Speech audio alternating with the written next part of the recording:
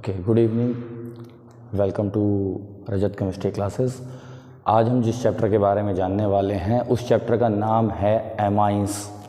Basically ये आपके CBSE के क्लास 12th का जो सेकंड लास्ट चैप्टर होगा फॉर दिस ईयर वो है, और यहाँ पर हम उन कंपाउंड्स के बारे में बात करेंगे जहाँ पर नाइट्रोजन बेसिकली प्रेजेंट होता है। ठीक है, तो इसी चैप्टर को हम लोग आज स्टार्ट करने वाले हैं। इस चैप्टर का नाम है एमाइन, और इस चैप्टर में बेसिकली हम लोग क्या पढ़ेंगे। एक तो हम लोग पढ़ेंगे जनरल इंट्रोडक्शन।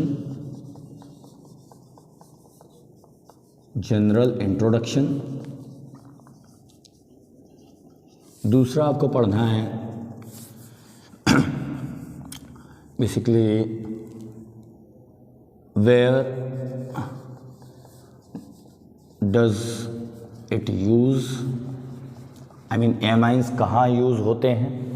ठीक है, क्यों हम लोग एमाइंस पढ़ते हैं इसके बारे में हमको ये जानना पड़ेगा। थर्ड पॉइंट जो हमको जानना पड़ेगा स्ट्रक्चर। ये 3 टॉपिक्स आज हम लोग इस वीडियो में कवर करने वाले हैं। तो सबसे पहले जब हम लोग इंट्रोडक्शन की बात करते हैं, एमाइंस होते क्या हैं। बेसिकली आप सभी लोगों ने पढ़ा होगा एमाइंस के बारे में, अमोनिया के बारे में, अमोनिया के बारे में। अगर आपने अमोनिया के बारे में पढ़ा है तो आप जानते होंगे कि अमोनिया में जो नाइट्रोजन एटम होता है it is joined by 3 hydrogen atom and 1 lone pair. Clear. तो इस एटम में ये जो आपको दिखाई दे रहा है अमोनिया का मॉलिक्यूल, इस मॉलिक्यूल में जब कोई एक हाइड्रोजन या तीनों हाइड्रोजन रिप्लेस कर दिए जाते हैं, ये रिप्लेस हो जाएगा और कोई भी एक एल्किल ग्रुप और एरिल ग्रुप, इन दोनों में से कोई एक हाइड्रोजन की जगह फिक्स हो जाता है तो हमको मिलता है एमाइन। तो हमको देखने को मिलता है एमाइन। Is it clear. तो यहाँ पर देखने पर हमको पता चल रहा है कि एमाइंस क्या हैं। Amines are the derivatives of ammonia. Okay, अब एमाइंस क्या हैं, डेरिवेटिव्स ऑफ अमोनिया है, और अमोनिया के डेरिवेटिव्स होने की वजह से ये कुछ अमोनिया की तरह भी बिहेव करते हैं। जैसे एग्जाम्पल के तौर पर अगर मैं इसको इरेज कर दूं, नया से स्टार्ट करता हूं।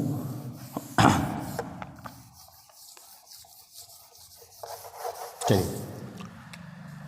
देखिए, तो अमोनिया के डेरिवेटिव्स होने की वजह से हम लोग इसके क्लासिफिकेशन को आसानी से समझ सकते हैं।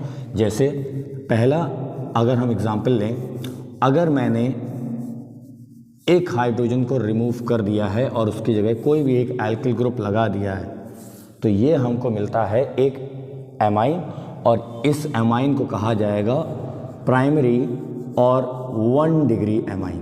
दिस इज प्राइमरी और 1 डिग्री एमाइन।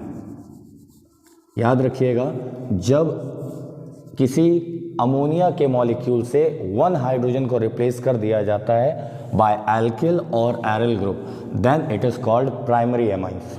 क्लियर। सेकंड, अगर मैं क्या करता हूं, मैं 2 हाइड्रोजन को रिमूव कर देता हूं। मान लीजिए यहां पर भी R है और यहां पर भी R है। याद रखिएगा R क्या है, यहां पर R is the alkyl group, like CH3, C2H5, okay, methyl, ethyl. Same case यही R आपका एल्किल ग्रुप बता रहा है। सो जब 2 हाइड्रोजन रिमूव कर दिए जाते हैं एल्किल ग्रुप के जरिए तो इन्हें कहा जाता है सेकेंडरी एमाइंस। क्लियर। और अगर तीनों ही हाइड्रोजन रिप्लेस कर दिए जाएं बाय एल्किल ग्रुप और aryl group, then it is called tertiary और 3 डिग्री एमाइन। आई होप ये बातें आपको समझ में आ गई होंगी। सो ये जो मैंने आपके सामने लिखा है ये है आपका classification of amine. This is classification of amine.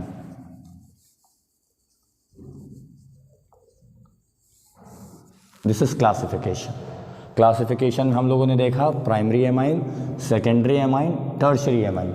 इसके साथ ही साथ अगला जो आपको क्लासिफिकेशन हम लोग ये और देखते हैं कि ये जो एमाइंस होते हैं, ये जो एमाइंस होंगे, अगर ये जो एल्किल ग्रुप, यहाँ पर तो आपके सामने एक ही एल्किल ग्रुप प्रेजेंट है, अगर ये एल्किल ग्रुप, ये दोनों एल्किल ग्रुप सेम है, अगर एल्किल ग्रुप सेम है देन एमाइंस को कहा जाएगा सेम एमाइन। याद रखिएगा, if alkyl group are same, if alkyl group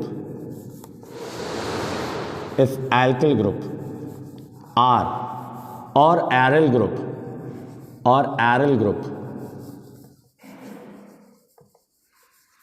this is AR, they are same, then in this case in amines को कहा जाएगा सिंपल एमाइन।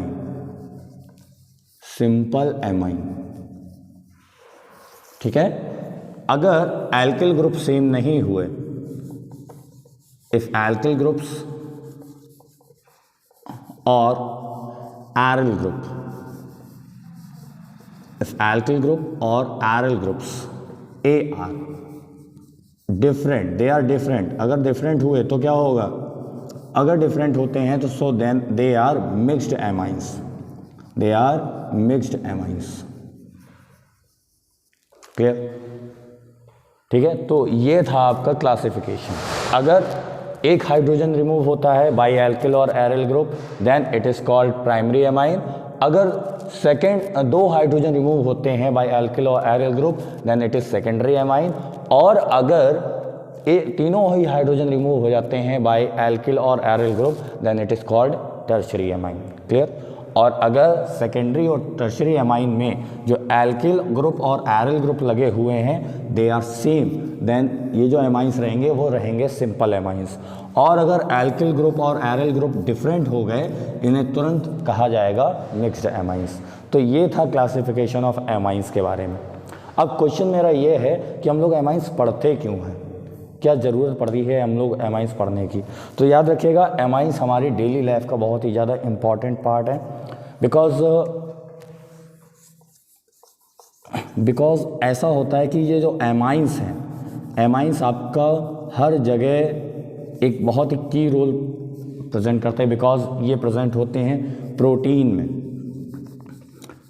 हमारी बॉडी में बहुत सारे प्रोटीन सिंथेसाइज होते हैं, बहुत सारे प्रोटीन्स हम लोग इनटेक करते हैं। तो प्रोटीन के अंदर एमाइन प्रेजेंट होता है, बहुत सारे प्रोटीन के अंदर। हॉर्मोन्स के अंदर एमाइंस प्रेजेंट होता है एंड वाइटामिन्स के अंदर बहुत ज़्यादा एमाइंस प्रेजेंट होता है। ओके, तो एमाइंस हमारी बॉडी के अंदर भी बहुत ज़्यादा एक की रोल बनाते हैं। साथ ही साथ इसके जो बहुत सारे अलग यूजेस हैं डेली लाइफ में, लाइक डाई, जो आप डिफरेंट कलर की डाइज देखते हैं, डाइज मीन्स जो आप कलर यूज़ करते हैं, उन डाइज के बारे में अगर आप देखें, वो ये जो डाइज होती हैं, यही डाइज जो होंगी ये फिलहाल बनती हैं डाइएजोनियम सॉल्ट से, जो कि एक एमाइन के ही नाइट्रोजन कंटेनिंग एलिमेंट होते हैं, कंपाउंड्स होते हैं। तो ये था जनरल इंट्रोडक्शन और यूजेस ऑफ एमाइंस के बारे में। आई होप इतनी बातें आप लोगों को समझ में आ गई होंगी। अब इसके बाद जैसे ही हम लोग थोड़ा सा आगे बढ़ते हैं, तो आगे बढ़ने से पहले हमको एक स्ट्रक्चर ऑफ एमाइंस भी देख लेना चाहिए। बिकॉज ये जो स्ट्रक्चर होता है यही आपका रिएक्शन टाइम भी आपको हेल्प करेगा इन रिएक्शंस को समझने के लिए, जो रिएक्शंस एमाइन शो करते हैं। क्लियर? तो अब थोड़ा सा आगे बढ़ते हैं और देख लेते हैं जनरल स्ट्रक्चर। चलिए स्ट्रक्चर देखते हैं।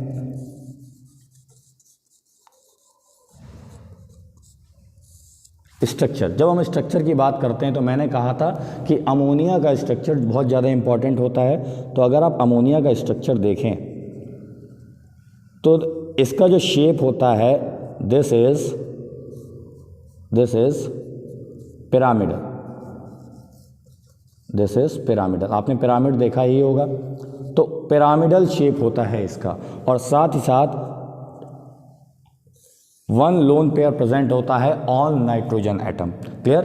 तो यही है आपके अमोनिया का शेप। यहाँ पर जो बॉन्ड एंगल होता है, आई मीन इधर तो बॉन्ड नहीं बनेगा, ये जो बॉन्ड एंगल होता है this is 107 degree. This bond angle is present inside the ammonia atom, ammonia molecule. लेकिन अगर जब जैसे ही हम लोग इस हाइड्रोजन को रिमूव करके कोई एल्किल ग्रुप को इंसर्ट कर देंगे या एरिल ग्रुप को इंसर्ट कर देंगे, इस केस में जब हमको नया मॉलिक्यूल देखने को मिलेगा, बेसिकली जो एमाइंस हमको देखने को मिलेगा, इस केस में बॉन्ड एंगल थोड़ा सा इंक्रीज हो जाएगा, बट शेप आपका वही रहेगा, पिरामिडल। शेप कैसा रहेगा? पिरामिडल रहेगा। और जैसे जैसे ये एल्किल ग्रुप बढ़ते जाएंगे, आई मीन प्राइमरी से हम लोग सेकेंडरी, देन सेकेंडरी से टर्शरी की ओर जब हम लोग बढ़ेंगे, तो ये जो बॉन्ड एंगल है, ये वाला जो बॉन्ड एंगल है, अगर मान लीजिए एक आर से 2 आर ऐड हो गए, और अगर फिर 3 आर ऐड हो गए, तो ये जो टर्शरी एमाइन है, यहाँ पर बॉन्ड एंगल बढ़ के हो जाता है 108 डिग्री। ये आपका स्ट्रक्चर ऑफ एटम होता है। और यहाँ पर ये जो आपको नाइट्रोजन दिखाई दे रहा है, इस नाइट्रोजन पर होता है sp3 hybridization, sp3 hybridization. This sp3 hybridization makes the this is responsible for pyramidal structure. और ये जो पिरामिडल स्ट्रक्चर है, इसी के बारे में हम लोग स्टडी करेंगे जब हम लोग इनकी रिएक्शंस के बारे में पढ़ रहे होंगे। एक और बात, यहाँ पर ये जो नाइट्रोजन है, इसकी टेंडेंसी होती है इलेक्ट्रॉन रिमूव करने की। So the nature of this part is basic nature के होते हैं। साथ ही साथ इसका ये जो पार्ट है, यहाँ पर ये जो एल्किल ग्रुप है, इसके अंदर कार्बन होगा, एंड कार्बन एंड नाइट्रोजन में nitrogen is more electronegative.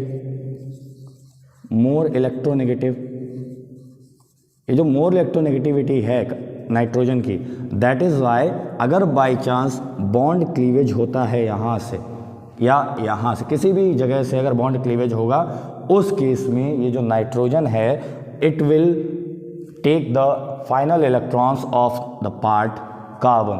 Okay, so जब भी रिएक्शन होगी, इस केस में आपको हमेशा नाइट्रोजन एक न्यूक्लियोफाइल बनता हुआ दिखेगा, and that the part of alkyl group will become electrophile. It will become electrophile when the bond cleavage will occurred. Okay, so this was the part of first part. This is primary amine general introduction हम लोगों ने देख लिया।